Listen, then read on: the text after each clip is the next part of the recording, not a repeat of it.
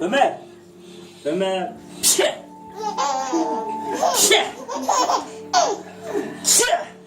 Şifrelemiş sandık. Vazifeleri sormamız lazım.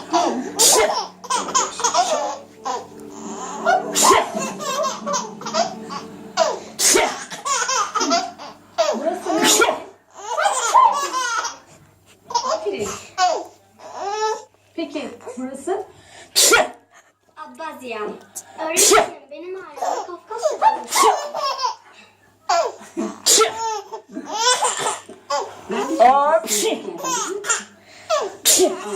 Çok güzel söylemişsin.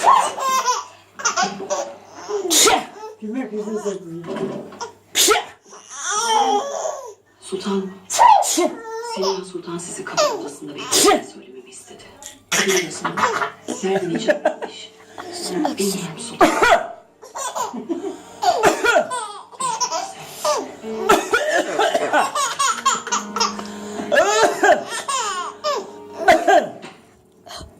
Tamam. Maşallah ya Hüseyin. Sen de bakmışsın ha. Yani insan sana bakınca vurursan bu karısı boşa gider diye düşünüyor. Lakin kavi. Biz sütümüzü söğüttiğimiz. Helal. Osman Gazi.